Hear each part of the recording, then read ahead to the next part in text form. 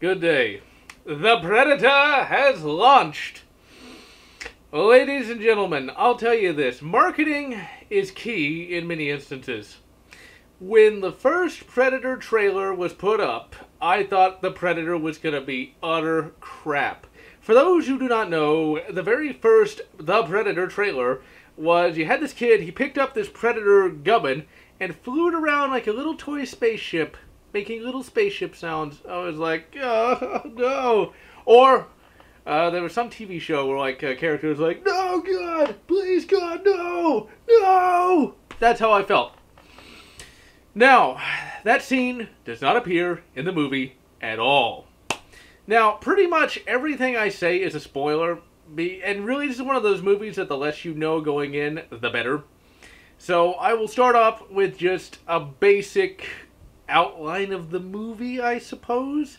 I don't really want to even really give what the general plot is, because it's better just to go in there not knowing what it is. Essentially, here's the breakdown. The acting is pretty good. The overall writing is excellent. This being a Shane Black film, the writing is pretty snappy. I'm not really sure why, when he directed Iron Man 3, that movie was so bad, but then again, he might not have actually written it. Might have had a different writer entirely. The Predator was written by Shane Black and Fred Dekker. Fred Dekker, for those who don't know, also worked on such films as Monster Squad. You can definitely tell that he had a lot of input on this movie. So, acting, writing, excellent. The fights are pretty bloody good. The only problem I had with one of the fights was it didn't go on long enough, I felt. And was one of those ass-kick fights where the one character going into the fight, he's just going to get his ass kicked. I believe the trailer showed the primary villain Predator. And the primary villain Predator, I feel, is a bit too overpowered. The big problem with having normal humans going up against stuff like the Predator is, they can't really go toe-to-toe with these things. And the reality is, you kind of have to suspend your disbelief, and you kind of have to write kind of clunkily when it comes to this. The big problem with the villain Predator is he really is too overpowered for the main hero to actually fight. And so he does have to resort to the push people around kind of thing. Like what happened in Terminator Salvation. That is something that people love to complain about, but what are they supposed to do? If the Terminator acted like a Terminator, then the main characters would be dead in the first 15 minutes. If the Predator acted like the Predator, and the Predator does act like the Predator all throughout the movie. But if he were to act like it all the time with the main characters, all the mains would be dead in the first 5 minutes. So it's one of those things where, yeah, there is some shove fights, but what are you going to do? It's not like the Predator's going up against Iron Man. In fact, when I was watching that, I was like, yeah, unless he's going up against, Iron Man, Captain America, fucking Thor, he's just going to dominate. And he does, pretty much, but of course, when the main characters get there, the main characters actually put up a fight. Now, The Predator is the first sequel to Predator. Predator 2 and Predators, as much as I like both of those films and really like Predators, they're more or less just retreads of the first film.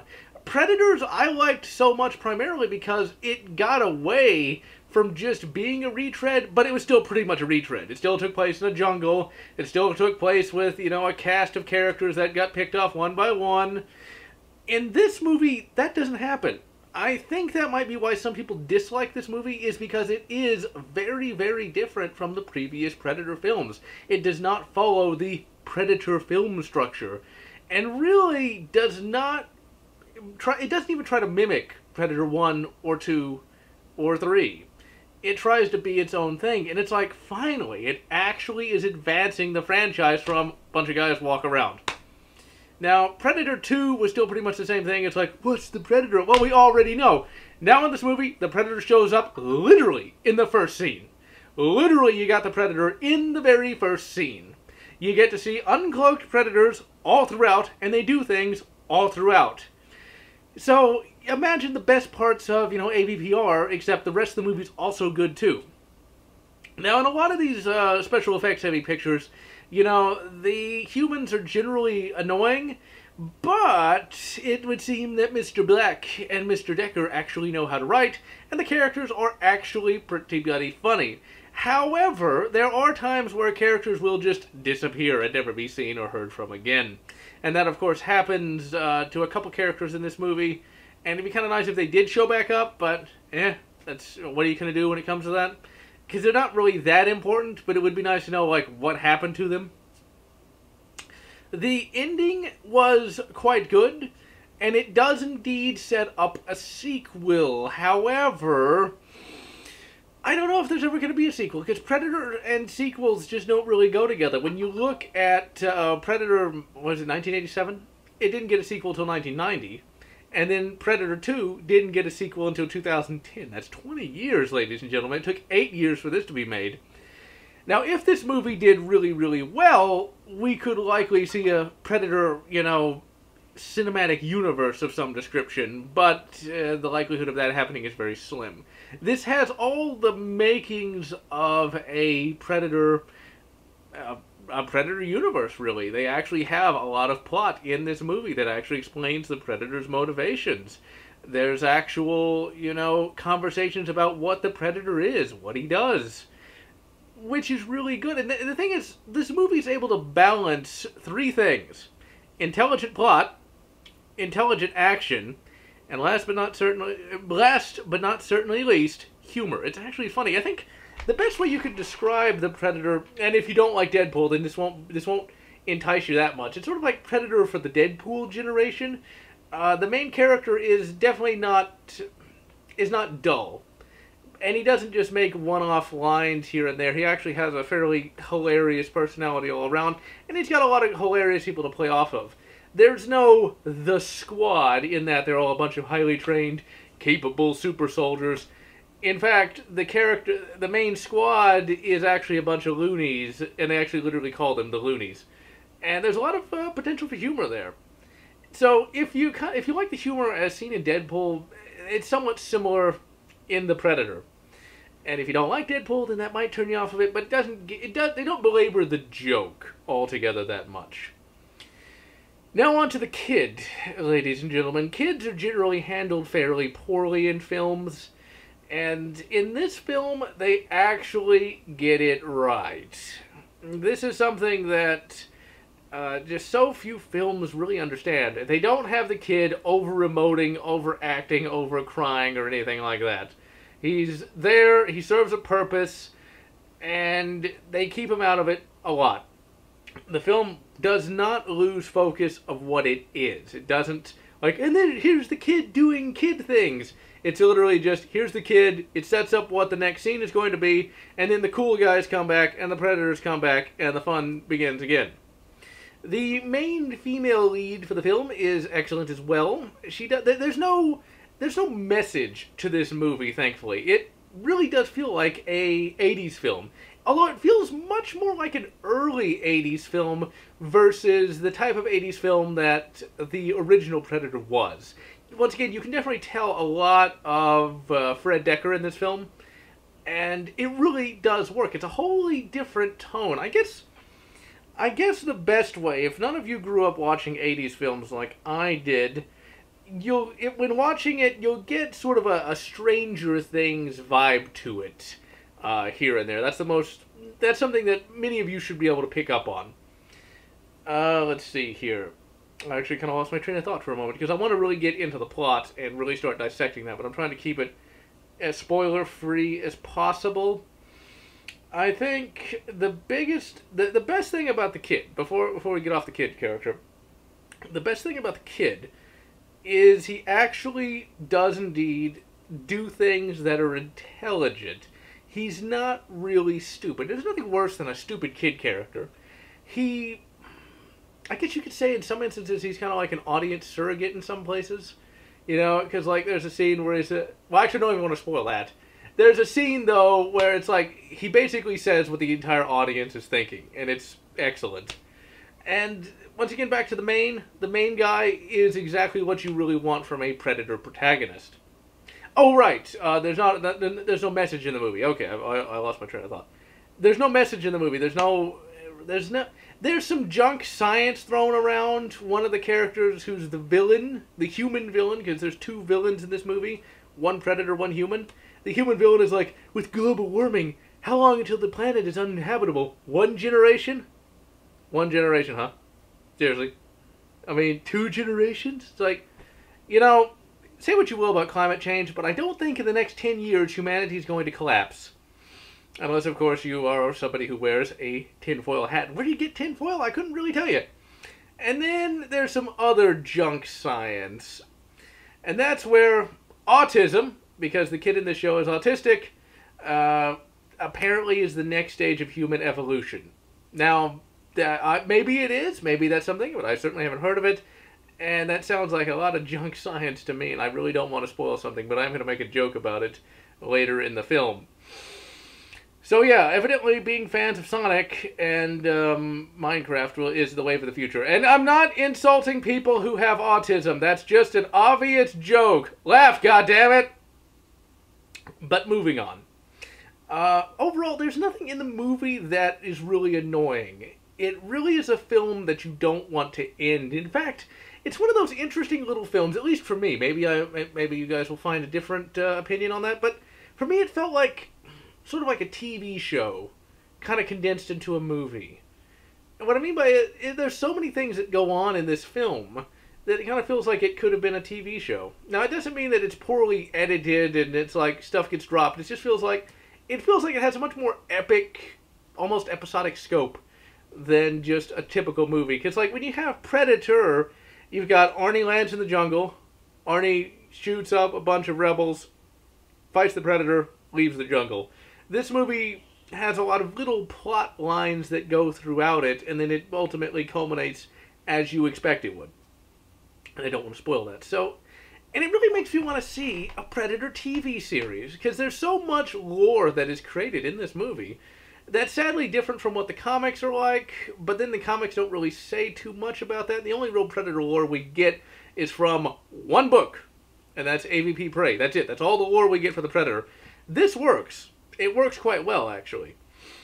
But it really makes me want to see a Predator TV series, though, and especially at the ending. The ending really, I think, would set up more, would make a better TV series than a movie franchise. But then again, we'll just have to see. All right, so at the end of it, good writing, good acting, special effects are, as you'd expect, good. But then again, that's what you get from any movie like this. There weren't any particularly bad shots, although there was one shot that was actually kind of shitty. It was a CGI Predator head that looked kind of crap, but you're bound to get one or two of those in any movie. Overall, the shots were pretty bloody good. Overall plotline, excellent. Nothing that's going to make you start bashing your bloody head with your palm. Overall, highly recommend seeing it. Alright, so, spoiler time, ladies and gentlemen. So, the film starts up with the Predator flying his spacecraft. He gets shot at by another Predator ship, but escapes to Earth. He crash lands on the planet, but before the ship crashes, the first Predator, jumps in an escape pod and is, of course, shot out. The escape pod lands near the main character, because of course it does, and the main character, picks up some Predator gear, biomask, and a wrist, well, actually not even a wrist blade, it's a wrist gubbin, his wrist gubbin here. And he also gets the cloaking device. The cloaking device is different in this movie. Instead of it being attached to like the wrist device and with like the power pack being in the back, it's literally this little pibble-like thing that turns you invisible. Because of course it does. Ultimately, the stuff is shipped to his home. And of course he's an estranged husband, because why wouldn't he be? And that's where it is for a little while. We then get introduced to another character, the female doctor, the female lead. She's a xenobiologist, and she goes to the secret government facility that isn't military. That actually is mentioned in the movie. It's sort of a throwaway line where our main character, who's a Green Beret sniper, because of course he is, says, "Those guys are mercs." Because of course they are. Because, ladies and gentlemen, we've got our human villain, who I think is played by Idris Elba, or somebody who looks a lot like him. I could be wrong. I did not bother looking up the IMDb page before I did this vlog. But it looks a lot like him. He is the main villain, but you'll know it first. You don't know yet. Anyway, female doctor goes into the secret base under a dam, because of course it is. And under the dam, they've got some biomasks, they've got a combi stick, and they got the Predator from the first part of the movie. He got captured. And, he's in there. And we see Gary Busey's son, because Gary Busey's son is in this film, just for a few seconds. He's in it at the very beginning, says a couple lines, and at the very end. I think that was him. But we'll get to that in a minute. Anyway, Gary Busey's son is explaining what's going on. She's like, oh, it's my space animal. Basically, they walk around the Predator and they talk about what he is and what he can do and all that. It sets up that they already know what the Predator is. It's like, why would they not know this by now? Thankfully, they do. So, the villain Predator ship shows up and starts trying to find the good Predator. Well, he's kind of good, I guess. Anti-villain Predator, let's call him that. And it starts up, there's a bunch of alarms that go off inside the underground dam base. And then the Predator wakes up, because of course he does, magically. And he starts ripping apart all the scientists, killing everybody. And it's a really cool scene. It's just the Predator kicking ass. And the Predator design is absolutely excellent. You can just feel the size of this guy. It's finally seeing the Predator just cut loose and kick ass. And one of my friends on Facebook actually sent me a message talking about it, saying, yeah, the Predator uses a UMP-45. And he does. He picks up a UMP-45 as he escapes the underground dam, shoots a couple of guards with it. Really cool. Alright, so, after that, there's a chase scene where you got the Predator escaping, and the female doctor is trying to capture him by shooting him with a tranq dart. Now, before all this was happening, we had our main character. They're trying to basically make him look like he's crazy, and they put him on a bus with a bunch of crazies. Like people who've tried to kill themselves, they got Asperger's, stuff like that. And all these characters, which will become the squad, are fairly interesting. They're fairly funny. There's some fairly decent jokes made out of it. They, of course, escape, sort of like the A-Team, from this prison bus. And they start trying to track down the Predator, because what ends up happening is they're sort of just kind of there, driving around. But then, the female doctor is like, I need to talk to the guy who saw this Predator last. I'm kind of messing up the overall sequence of events, and I apologize for that, but this is all off the cuff, because I literally just got back from the film. So, anyway, long story short, you got the mains, you got the female doctor, they all meet up as the good Predator, or the not-as-bad Predator escapes. There's, once again, another cool little chase scene. And, of course, the Predator just slices everybody up. He's just like death incarnate. Now, the female doctor doesn't really get close to shooting him with the tranq dart. The main character tries to shoot the Predator with a shotgun, kind of misses badly. Long story short, it's actually kind of a funny scene. The female doctor's trying to shoot the Predator, because she ended up landing on top of the prison bus. Shoots herself in the foot, knocks her out, which is actually kind of funny. And ultimately, there's a cool line as the Predator escapes off into the distance. And that is where they say, get to the choppers. And they find a bunch of chopper motorcycles. Now, one of the aspects about the film that I really do like is there is a lot of black humor in it. And it works really well. The main villain has this entire mercenary army working for him. So you don't really care when the Predator is just dismantling all of these guys. In fact, the Predator hijacks this little... actually, he doesn't even hijack. He just hitches a ride in this truck, this 6-box. He just slaughters all the mercs in the back, and, the driver looks back and is like, everything okay back there? The Predator picks up this arm, and, with a thumbs up, and sticks it through the front, and he's like, oh, you guys, that's good. Alright, so, what ends up happening is the Predator gets away, and he's able to figure out where his biomask and arm gun is, because the main character captured that Predator's arm gun and face mask. And he sent it to his home, where his estranged wife and son lives. The main character's son is the kid. And the kid is, of course, autistic, but in movies, video games, and stuff like that, autistic people are not simply drawn to Sonic the Hedgehog and Minecraft. Instead, they're super geniuses. Ultra geniuses. And so, of course, the kid unboxes all this stuff. He looks at the face mask. He's able to activate this wrist computer and is able to somehow translate the language of the predators and is able to like literally hack into it and learn everything he needs to learn. It's not done insufferably. We're not talking like Wesley Crusher levels of crap, but it is just like there's got to be somebody who figures it out for the good guys. Because, of course, the bad guys already know all the predator stuff they need to know, but the good guys don't. And so it works. He sort of acts as sort of a science guy in some instances. There's actually one particularly funny scene towards the, I think it was the midpoint of the film, where they got to go rescue the guy's son because the predator's going to go once he'll get his crap back. The kid, and this is something straight out of Fred Dekker, because, of course, in a Fred Dekker movie, you got a kid and you got a small town. The kid, of course, is bullied, and the kid makes like a Halloween costume out of the mask and is out walking around on Halloween. And there's some kind of there's a tweaker who like throws a rock at him, and it bounces off the helmet. There's like a little plasma cannon in the helmet, pops out, blasts the guy, blows his whole house up. So yeah, the predator, the kid fucking kills somebody in that movie, which, you know, one less tweaker.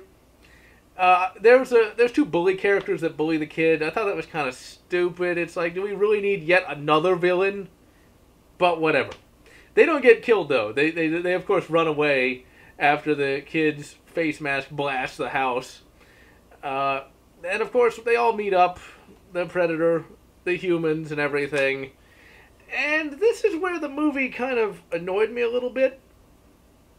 When the predator and the humans all meet up, they of course fight. Nobody gets killed though. That's the thing. The squad doesn't die. The main force that does the dying is the evil mercs, which I think is pretty good, because you don't want to just have these characters get picked off one after the other, because all the other Predator movies have done it. So that's one thing that's good. But what ends up happening is they run into this elementary school after they all meet up. The Predator, of course, walks around smashing stuff, and eventually the Predator has the main character. He's pinned up against the wall, and he's like, I'll give you this. The main character's like, I'll give you this thing. One thing I like, though, is the kid was getting close to, like, shooting the Predator. I love it when kids actually get to use a gun, or potentially get to use a gun in the movie, because it's like, well, that's the kid's father. Of course he'd defend him. But he doesn't, and just when you think the humans and the goodish Predator are going to do something, that's when King Kong Predator shows up, the villain Predator. He's 11 feet tall. You don't see much of him because I think it's a fairly expensive effect to make a Predator that big. He does look fairly big, but sometimes he looks kind of small too. I think it was very difficult keeping an effect like that working and keeping the scale right. But the King Kong Predator shows up. He like rips the Predator out of the window and starts beating the shit out of him. And this is my problem. He literally just straight up kills the goodish Predator halfway into the movie. Just bashes his head open, rips his head off and everything. It's like, I would have liked to have seen the goodish Predator actually do something in that movie. But he doesn't. He just straight up gets killed halfway in. I think there were some reshoots on that, because I felt like he should have had more of a contribution to the film. I think people probably complained, it's like, why is the Predator working with him? It's like, it would have been cool, but you know what? It's not that bad that he's gone after that. So, after that, you have a little bit of a scene at a farmhouse, and this was actually pretty good, except, it just kind of, it doesn't bog the film down, it just kind of slows it down a little bit. Nothing really happens there. There's a heart-to-heart between the son and the kid, and the kid's like, are you a killer? And he's like, you're only a killer if you enjoy it. And that works fair enough. The Idris Elba looking guy shows up, says, where's the ship? Because that's where the plot goes now. The plot goes now where they're trying to find the now dead Predator ship because there's something on it. One really cool thing about this film is the Predators do talk. Finally, after all these years, they finally talk. They even make a joke about it towards the end of the movie, where it's like, we've been waiting since '87 to know what they're talking about. One thing that's also funny is they also, I love proper science in films. I really do. It's like, and actually, wait, I almost neglected a plot detail. Okay, so one of the things I love about proper science in films is one of the characters says, the most powerful creatures in the universe, to which the female scientist says, galaxy, 150 billion planets, why would you need other, why would you need to go any further than that? Something like that. I really like that. At the farmhouse, It could be at the farmhouse, could have been a little bit beforehand. Can't recall at the moment. They find out why the Predators are even coming to Earth, which completely changes the whole overall plot line for the Predators, which actually is not that bad. No one could ever really make a good case for why the Predators even do what they do. Why do they hunt? Is there anything more to that? Well, there is. The reason why Predators go hunting is so they can cut off people's heads and the spinal columns, so they can get the spinal fluid, so they can... Okay, this didn't lose me. It takes a bit of explanation, but it actually makes sense. It actually makes a lot of sense, and I like it. Now, it's never been mentioned before, but I do like it. Okay, the Predators go to these different planets, hunt the strongest game, cut them up, so that they can get the best genetic traits, so they can then use those traits to somehow enhance themselves. Now, that is some junk science if ever I've heard it, but at least it makes a bit of sense. It's like, it's more than just they go sport hunting. It's like, at least they have a point. Maybe they have some science that'll make that work. And at least it's a reason. I like it because it makes me think that, like, Shane Black was asking himself, you know, it's like, wait, why did they even do this? Is it like an economy? Is it, you know, like, what's the point here? And it's like, oh, it's so they can make themselves stronger. Now, they never explain why they want to be stronger. And it's during the farmhouse scene. Actually, I kind of lied when I said there wasn't anything happening at the farmhouse scene. At the farmhouse scene, that's when, you know, Idris Elba lookalike walks in there. Maybe it is him, I don't know. And is like talking to the female scientist. It's like, yeah, the Predators are coming more and more frequently because in one generation, global warming will destroy the world! I think he was bullshitting. I hope he is. Because that's even more trash science than that. Now, if you think that the global warming is going to destroy the Earth in a generation, then I'd be very surprised if you didn't have, you know, like a stockpile of food, water, ammunition, someplace in the mountains to hide, because one generation isn't a lot of time, and if you know it's coming, you probably ought to prepare for it. But anyway, moving right along, that's why the Predators are coming there. Then there's sort of an implication that, oh, he straight up says, like, yeah, once the greenhouse effect is run away, then all the Predators are coming to Earth to live because it'll be more comfortable for them. Are you fucking kidding me? That's the stupidest thing I ever heard. I think he's just bullshitting her. I hope it is. I hope it is. I hope it is. I hope it is. If not, well, that's pretty stupid.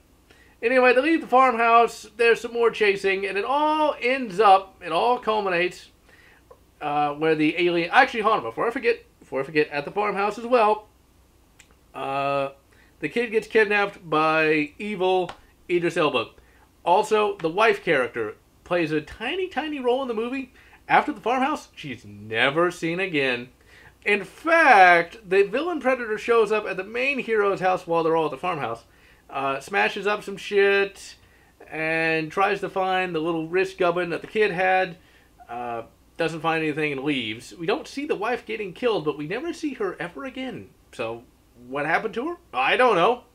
I don't think anybody really cared just because she didn't play that big of a role in the film. Anyway, what it all ends up culminating in is a race to rescue the main character's son. And it all culminates in a final battle. Actually, not a final battle. Culminates in a battle at the crashed Good Predator's ship. And there's a shootout. And there's there's some really cool lines in this movie. Every line in this movie is the best line. One of the first really good lines is, I can't remember what it was now. That's the problem with doing this off the cuff.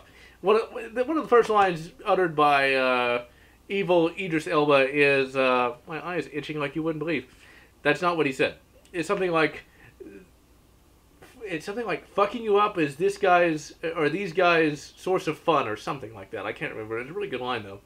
What's also funny is, they're at the ship. The kid gets them into the ship because, of course, you know, he's a super genius.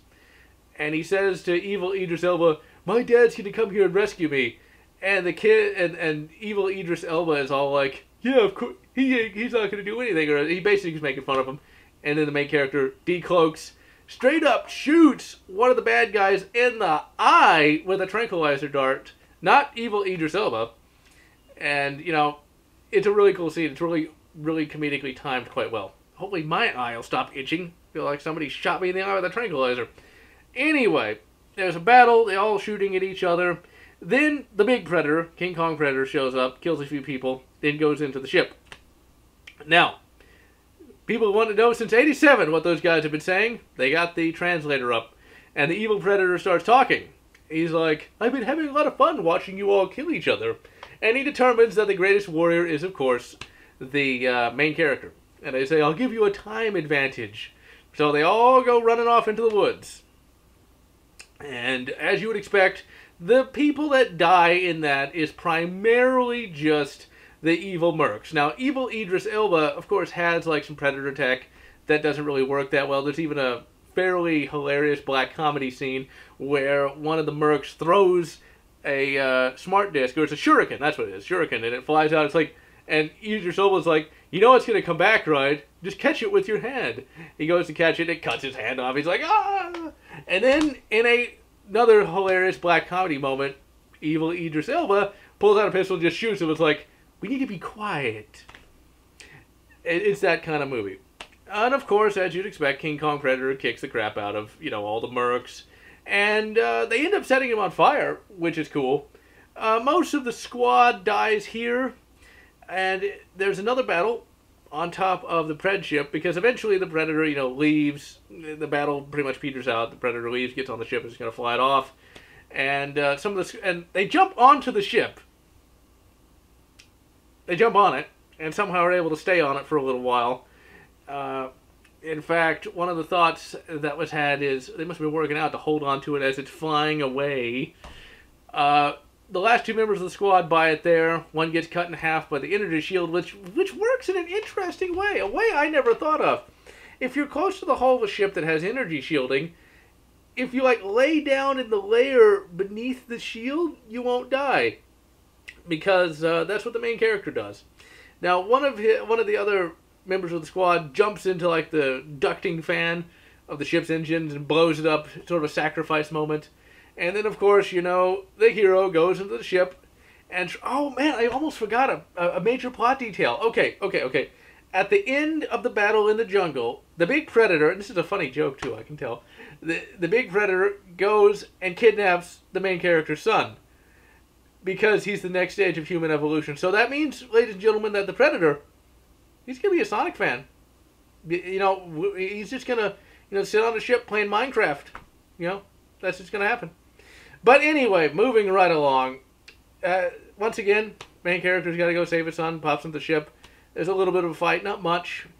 The ship ends up crashing. There's another fight. And it's one of those you really have to suspend your disbelief. Because remember, it's an 11-foot-tall predator. A normal 8-foot-tall predator can literally crack your fucking skull by punching it. So... Once again, this is just a normal guy. I don't care how great he is. He's just a normal, squishy human.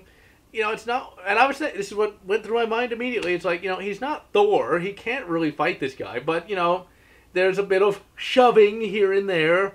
But ultimately, the Predator is killed. In fact, they blow him up. And it blows off his arms and legs. And he's laying there. And the main character's a line that I do remember. Walks up to him and says, "What the fuck are you?" And the Predator tries to say something. Main guy just shoots him and says, "Shut the fuck up." I fucking love that scene. Also, way earlier in the film, when the female scientist first sees the Predator, first sees the good Predator, she's like, "You're one beautiful motherfucker." I like that too. But my favorite line is, of course, just "Shut the fuck up." He shoots him in the face. That was, I really liked that part. Really liked it a lot. Alright, so, shoots the Predator. Now, we don't see that Predator... Actually, I was going to say we don't see him die, but yeah, we do. I literally just said he got shot in the face. I was going to say, he's still alive. Maybe they got him in the lab somewhere, but no, he's dead. Who we don't see die, though, is evil Idris Elba. At least I don't think he died. I don't remember seeing him die. So maybe he's still out there for the sequel. He made for a good villain overall. I mean, he was evil. He had some good humor to him. And, he was a great human villain.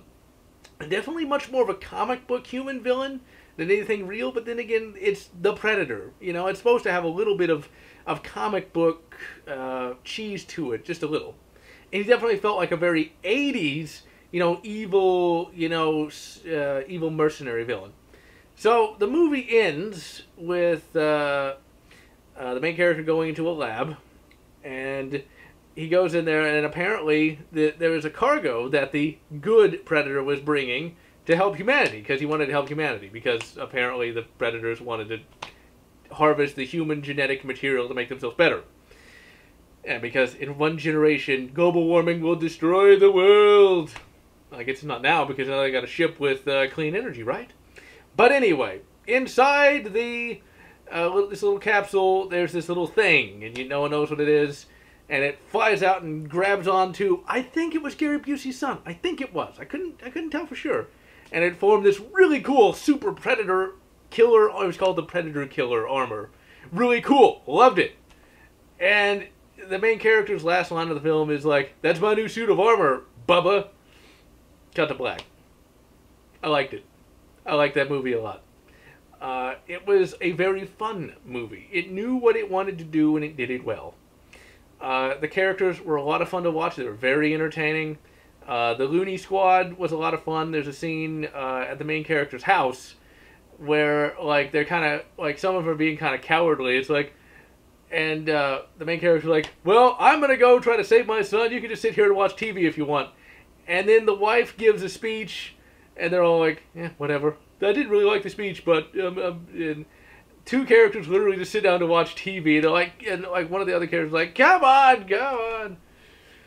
Overall, I really, really enjoyed it. And the worst aspect of the movie, I guess for me, is the fact that I want to see more of it. I would love to see this become a film franchise instead of once every 20 years we get a bloody film.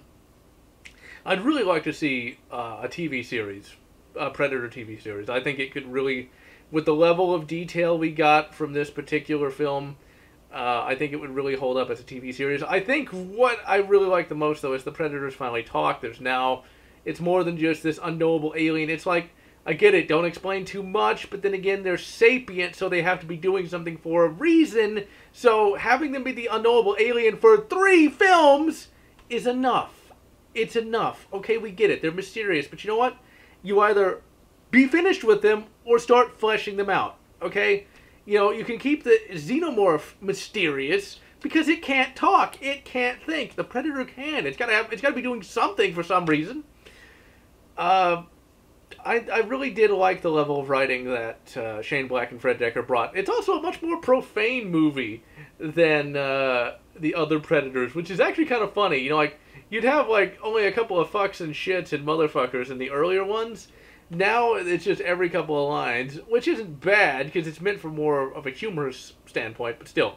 Oh, one thing that never went anywhere was the Predator dog. There's a Predator dog that gets shot in the head by one of the characters, and he just kind of follows everybody around, but they don't really explain why, and they never do anything with him. And there's a scene where you think he might attack one of the villains, but the Predator dog never does. It's like there's no point. I don't really understand why they even bothered with that. I think there's probably going to be more, there's going to be used a bit more, but it never was. Another thing, talk about the Predator dogs, I think that's another problem, is the Predator dogs do show up, but they never kill anybody. In fact, it's one of those moments where I think they should have excised it, and if this was a reshoot, then they should have reshot it again. Because when the Predator dogs show up, because some do, they kind of just stand there and let the main characters wail on them a bit. No one ever really seems to be in that big a danger. It wasn't as good as the Predator dogs from Predators, I have to say. It just feels like it was kind of an afterthought. Final thoughts of The Predator. Well, I liked it more than Predators, and I liked it more than Predator 2. I think it's probably the second best film in the franchise. It's certainly the most ambitious film in the franchise. It actually tries to do something fresh and do something new. It keeps the Predator the Predator. When the Predator is on screen, it just conquers. It just stomps. There was no message. There was some junk science in it, but I'm not sure if they were just bullshitting. The kid, I'm glad they got the kid right, because I hate it when they put kids in movies and they get them wrong, because it's just so annoying. Overall, I highly recommend it. I myself am going to see it a second time, because I want to see it again. And overall, I really hope that you guys go see it, so maybe, just maybe, we might get a sequel in less than 10 goddamn years! And so, I am Generallotz, wishing you good, Predator 2, and good, Predators, or whatever, makes you happy.